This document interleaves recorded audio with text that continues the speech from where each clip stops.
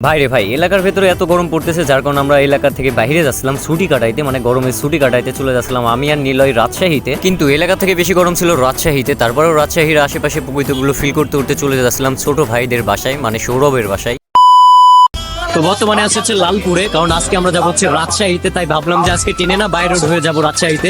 তো আমি এখন আমার সাথে নিলয় যাচ্ছে। নিলয়, বাই রোড হয়ে কখনো গেছিস? তো নিলয় বাই রোড হয়ে যায় নাই, আমি চিনি মোটামুটি। তো যাই এখন বাই রোডে, এখন যাবো হচ্ছে আমরা বাঘাতে, মানে বাঘা থেকে বাসে উঠবো, দেন রাজশাহী যাবো। তো দেখা হচ্ছে বাঘা থেকে। লালপুর আসার পরে আমরা সোজা চলে গেছিলাম সিএনজি স্ট্যান্ডে, কারণ লালপুর থেকে সিএনজিতে যাবো বাঘাতে, আর বাঘা থেকে আমরা যাবো বাসে, তাই জন্য সোজা চলে গেছিলাম সিএনজি স্ট্যান্ডে। আর লালপুরে এত আকারে রোদ পড়তেছিল, পুরো টাকমাক ফাটাই ফেলতেছিল। তো অলরেডি চলে আসছি বাঘাতে, মানে এখন হাঁটতেছি। এখন যাবো হচ্ছে বাস স্ট্যান্ডে, তো এখান থেকে বাসে উঠবো। বাঘাকে আমের রাজ্য বলা হয় কারণ আপনারা নিজ চোখেই দেখেন এখন পর্যন্ত আমের আটিই ধরা এলো না, আর বাঘাতে আম অলরেডি পাইকে গেছে। বাস অলরেডি সাইডে দিছে, তো হাত উঠেছে নিলয়, তো থামা রাখছে কোনো রকম, যে দাঁড়াই আছে আমি দেখাইতেছি। এখন দৌড়াবো না, মানে রিল্যাক্সে যাবো, কারণ আমাদের ওয়েট করাই বাসের ভিতরে, যার কারণে ভাবলাম ওদেরকে একটু ওয়েট করাই। বাস আমাদের জন্য ওয়েট করতেছিল, আর আমরা ইচ্ছা করে দেরি করতেছিলাম, তাই ভাবলাম যে অত দেরি করাবো না, আমরা উঠে পড়বো, কারণ আমাদের তাড়াতাড়ি যাইতে হবে রাজশাহীতে। তাই কোনো কথা ছাড়াই আমি আর নিলয় বসে পড়ি আমাদের সিটে। এ পর্যন্ত ঠিকঠাকই ছিল ভাই, আমরা বাসে উঠছিলাম আর বাসের দিকে টানতেছিল, কিন্তু কিছুক্ষণ পর পরে বাস দাঁড়াইতেছে আর মানুষ উঠাইতেছিল, মানে লোকাল বাস হলে যা হয় আর কি।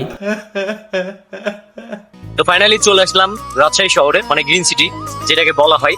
তো এখন আমরা যাচ্ছি হচ্ছে 13 খাদিয়া থেকে বন্ধ গেটে, ওইখানে অটোরা দাঁড়ায় আছে, অটোর বাসাতে আজকে উঠবো, যার কারণে এখন যাচ্ছি অটোদের কাছে। তারপরে আমি নিলয় রিক্সাতে ওঠার পরে প্রকৃতকে ফিল করতে উঠতে যাচ্ছিলাম বন্ধ গেটের ওইখানে, কারণ ওইখানে যাবো, ওইখানে অটোরা ওয়েট করতেছে, দেন ওইখানে আমরা উঠবো। আর সত্য কথা বলতে রাজশাহী শহরটা পার্সোনালি আমার কাছে অনেক বেশি ভালো লাগে, কারণ এখানে আসলে আপনি বুঝতেই পারবেন না শহরে আছেন নাকি নিজ বাড়িতেই আছেন, কারণ নিজ বাড়ির মতোই চারিপাশে সবুজ গাছগাছালো আর অনেক সুন্দর একটা পরিবেশ। এখানে আসলে আপনার মন মাইন্ড দুইটাই ভালো হয়ে যাবে। আর সব থেকে বড় কথা হচ্ছে একটা পরিষ্কার শহর, ক্লিন শহর যাকে বলা হয়। চারিপাশে তাকালে কোনো ময়লা তো দূরে থাকে, একটা পলিথিনের ব্যাগও খুঁজে পাবেন না। তো এই যে সৌরভ আসতেছে। অর্পরা কোথায়? কি অবস্থা সৌরভ? ভালো আছো? ভালো আছো। ভালো আছো? সৌরভের বাসায় আসার পরে তারপর আমরা বের হয়েছিলাম একটু বাহিরে, কারণ সৌরভের বাসার সামনে ঠিক একটা ভালো বার্গারের দোকান আছে, ওইখানে গেছিলাম বার্গার ট্রাই করার জন্য। ভাবলাম যে এত কম প্রাইসে বার্গার দিছে, একটু ট্রাই না করলে হয়। আর এই বার্গারটার প্রাইস ছিল মাত্র 30 টাকা করে, আর সবকিছুই এভারেজ ছিল। আর পার্সোনালি আমার কাছে খুবই ভালো লাগছে এই বার্গারটা। ভাবেন যেখানে নাটোরে আমরা বার্গার কিনে খাই 120 টাকা করে, আর সেখানে পাচ্ছি মাত্র 30 টাকা। আমার কাছে 120 টাকা থেকে মাত্র 30 টাকার এই বার্গার অনেক বেশি ভালো লাগছে। তো আজকের ভিডিওটা মেনলি এ পর্যন্তই ছিল। ভালো লাগলে লাইক কমেন্ট শেয়ার করবেন। দেখা হচ্ছে কোনো এক নতুন ভিডিওতে। সে পর্যন্ত সবাই ভালো থাকবেন, সুস্থ থাকবেন, নিজের খেয়াল রাখবেন। আল্লাহ হাফেজ।